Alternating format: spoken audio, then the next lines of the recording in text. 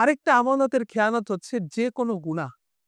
আমরা যে কোনো গুনাহ করি, আমাদের প্রত্যেকটা গুনাহ হচ্ছে আমানতের খেয়ানত। প্রত্যেকটা গুনাহ কি ভাই? আমানতের খেয়ানত। এ কারণে গুনাহ থেকে দূরে থাকা চাই। গুনাহ থেকে দূরে থাকা চাই। আমরা গুনাহ করি কিসের মাধ্যমে? জবানের মাধ্যমে, চোখের মাধ্যমে, কানের মাধ্যমে, হাতের মাধ্যমে, আমাদের অন্তরের মাধ্যমে। এগুলোর মাধ্যমে তো আমরা গুনাহ করি।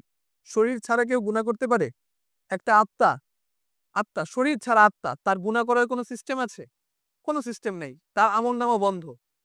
আত্মা এবং শরীর ২ টা যখন এক থাকে, তখন তার গুনাহ লেখা হয়। তখন তার সওয়াব লেখা হয়।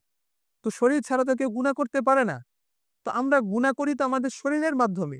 এই শরীর আমার না আল্লাহর? আমাদের যে শরীর দেওয়া হয়েছে, এটা আমাদের শরীর না। এটা আল্লাহর শরীর। আল্লাহ আমাদেরকে আমানত দিয়েছেন। আমাদেরকে আমানত দিয়েছেন, এটার হেফাজত করা চাই। আল্লাহ যে হাত আমাকে দিয়েছেন, এই হাতের হেফাজত করা চাই। আমি যখন এই হাতের মাধ্যমে কোনো গুনাহ করব, তখন এই হাতের আমানতের খেয়ানত হবে।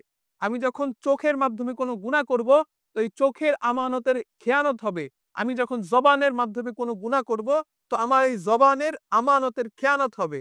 আমি যখন আমার পায়ের মাধ্যমে, আমার লজ্জাস্থানের মাধ্যমে কোনো গুনাহ করব, তো এটা আমার লজ্জাস্থানের আমানতের খেয়ানত, এটা আমার পায়ের আমানতের খেয়ানত হবে। বুঝতে হবে বিষয়। যে কোনো গুনাহ এটা আমানতের খেয়ানত। দেখেন আল্লাহ পাক রব্বুল আলামিন তিনি নিজেও আমার শরীরের যে গুনাহ যে আমাদের আমানতের খেয়ানত, এটা আল্লাহ পাক রব্বুল আলামিন নিজেই বলেছেন। আল্লাহ বলে, ইয়ালামু খাইনাতাল আ'য়ুনি ওয়া মা তুখফিস সুদূর। আল্লাহ তাআলা বলেন যে তোমরা তোমাদের চোখের মাধ্যমে যে খেয়ানতগুলো করো, এই খেয়ানতের কথা আল্লাহ জানেন। ইয়ালামু খাইনাতাল আ'য়ুনি। আল্লাহ তোমাদের চোখের খেয়ানতের বিষয়গুলো জানেন।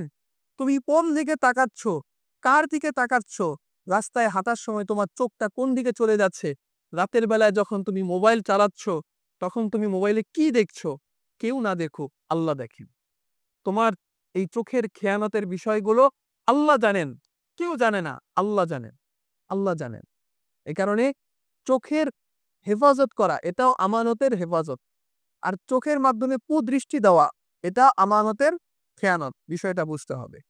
হাতের গুনাহ থেকে দূরে থাকতে হবে, জবানের গুনাহ থেকে দূরে থাকতে হবে, কানের গুনাহ থেকে দূরে থাকতে হবে। কোনো গীবত করা যাবে না, কোনো গান শোনা যাবে না, অশ্লীল কথাবার্তা বলা যাবে না, শোনা যাবে না। যদি করি তো আমানতের খেয়ানত হবে। আমি একজন সফল মুমিন হতে পারবো না। জান্নাতি মুমিন হতে পারবো না। যে কোনো ধরনের গুনাহ এগুলো হচ্ছে আমানতের খেয়ানত।